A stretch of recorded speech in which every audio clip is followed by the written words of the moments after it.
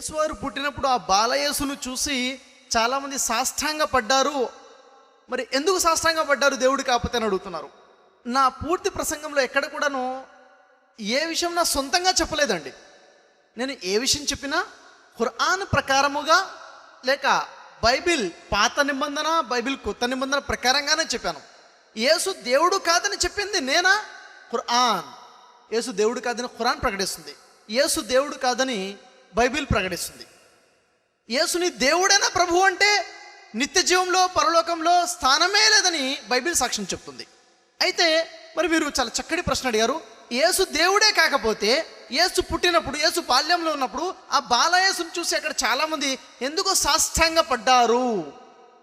అవును, ఆ బాలయేసును చూసి అక్కడ వచ్చినటువంటి ప్రజలు సాష్టాంగ పడ్డారు. ఈ ప్రస్తావన మనం చూసినట్టే బైబిల్లో కనబడుతుంది.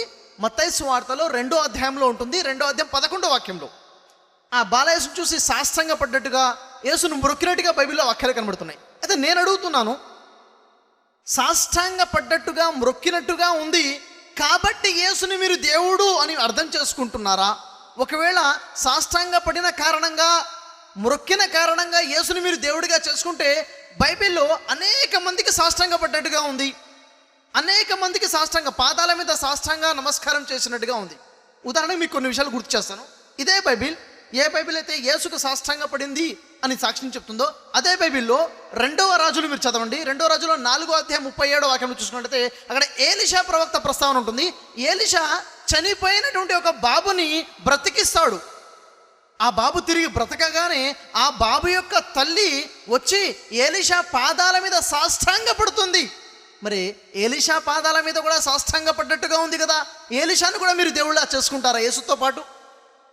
చూడండి, ఇలా మనం చూసుకున్నట్లయితే ఇదే బైబిల్ గ్రంథంలో 1వ సమూయేలు 24వ అధ్యాయం 8వ వాక్యంలో చూసుకున్నట్లయితే దావీదు ప్రవక్త సౌలుకు సాష్టాంగ పడినట్టుగా ఉంది. అదే 1వ సమూయేలులో 25వ అధ్యాయం 23వ వాక్యంలో అబీమెలెకు దావీదుకు సాష్టాంగ పడ్డట్టుగా ఉంది. ఇలా చాలా మందికి బైబిల్లో సాష్టాంగ పడ్డట్టుగా పాదాల మీద పడ్డట్టుగా అనేక వాక్యాలు కనబడుతున్నాయి. అంత మాత్రాన వారిని మనం ప్రభువులుగా చేసుకుంటామా? ఉదాహరణకు చూసుకున్నట్లయితే విశ్వాసుల తండ్రి అబ్రహాం గురించి బైబిల్ ఏముంటుంది? బైబిల్లో ఆది కాండము 23వ అధ్యాయం 7వ వాక్యంలో చూసుకున్నట్లయితే అబ్రహాము హేతు కుమారుల ఎదుట సాష్టాంగ పడ్డాడు. అదే ఆది కాండం 23వ అధ్యాయం 12వ వాక్యంలో అబ్రహాం ఆ దేశ ప్రజల ముందు సాష్టాంగ పడ్డట్టుగా ఉంది. ప్రజలందరి ముందు సాష్టాంగ పడ్డాడు. అంటే ఆ దేశ ప్రజలందరూ కూడా దేవుళ్ళ, వారందరినీ కూడా దేవుళ్ళుగా చేసుకుంటారా? ఒకసారి మనం ఆలోచించాలి.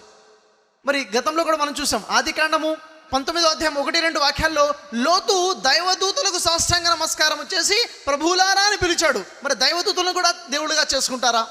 చూడండి, ఏదో ఒక వాక్యం కనపడింది కదా అని చెప్పేసి యేసుని దేవుడిగా చేసుకోవడం కాదు, ఎవరిని మనం దేవుడిగా చేసుకోవడం కాదు, అసలు దేవుడెవరో తెలుసుకుని ఆయన్ని దేవుడని గుర్తించి ఆయన్ని ఆరాధించాలి. పూర్తి బైబిల్లో కూడా ఎక్కడ యేసువారు నేను దేవుడిని నన్ను ఆరాధించడం చెప్పలేదు. కొత్త నిబంధనలో చూసుకున్నా కానీ యేసు శిష్యుడైన పేతురుకి కొర్నేలి సాష్టాంగ పడ్డట్టుగా ఉంది. అపోస్తుల కార్యం 10వ అధ్యాయం 25వ వాక్యంలో ఇలా అనేక మందికి సాష్టాంగ పడ్డట్టుగా ఉంది. యేసుకు సాష్టాంగ పడినారు కదా, దేవుడు కాకపోతే ఎందుకు సాష్టాంగ పడతారు?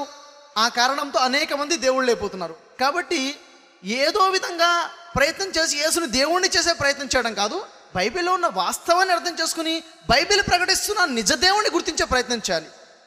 మీ ప్రశ్నకు సమాధానం లభించి ఆశిస్తున్నాను.